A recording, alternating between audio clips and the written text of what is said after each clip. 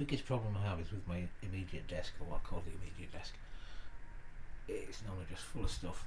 I end up piling stuff on the floor a lot of the time, kind of all around, which just doesn't get used, and it amazes John.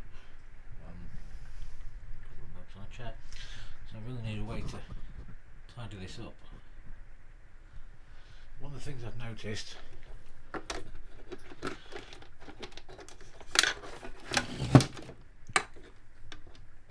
is that these Eurorack compatible Behringers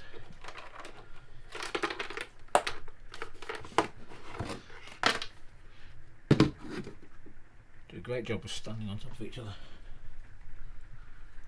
So what I'd really like to do is bracket them together somehow and create some more space that way. First thing I'm going to do is remove these screws on the end plates of these Behringer long synths. These are little machine screws which come out pretty easily.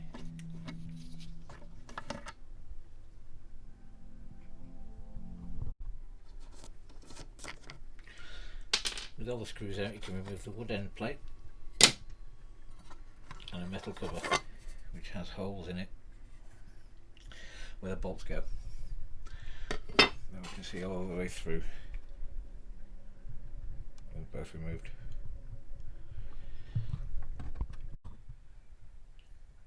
I was going to use the tin found on the side of the old fridge in the canteen, but then I spotted that the old heater down there, which doesn't work, has a side missing. So here I've removed the wood and the metal end plates from both the K2 and the Neutron, and also from the Pro 1. Left with that big pile of templates, really, a pile of screws. You're going to need a hole punch that fits nicely through. The bottom edge here I'm making 25mm, but the top here I'm only going to make it 20, so it gives it a kind of lean backwards. The edges of this tin already have it's formed round to give it extra support, so I'm going to use these as a template and just cut around them and give it a spot down the back here. I've scored out both sides off the same panel, left and right, and I'm about to cut it with a grinder.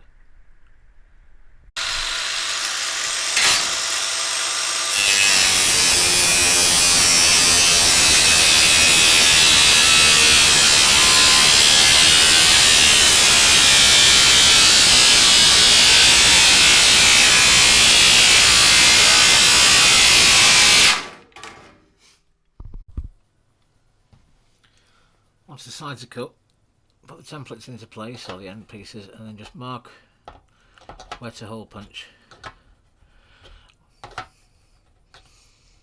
You can either punch it, I mean you could even drill it at this point if you wanted to risk running the drill through the wood end plates, but make sure they stay in line while you mark it out.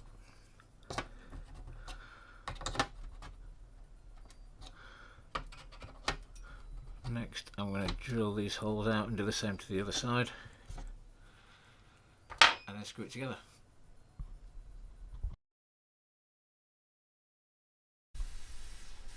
With the synths in place, I'm just going to put the end caps back on the L1s.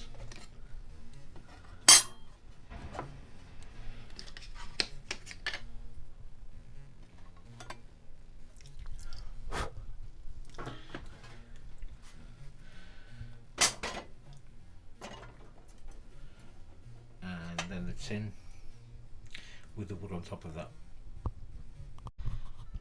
This is how it's going together so far. I want to put the Neutron at the top because of the location of the patch bay, and the Pro 1 at the bottom because of the location of its patch points too. You see the wood on the top there? It's going together well. Now we have all three synths in place and one side on, so I'm going to flip it over and do the same on the other side. And there we have it, taking up considerably less space.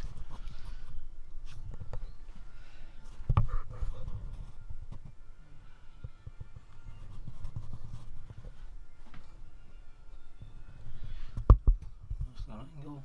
And we'll still get to the back of each one of the plugs. and the MIDI throughs and power buttons.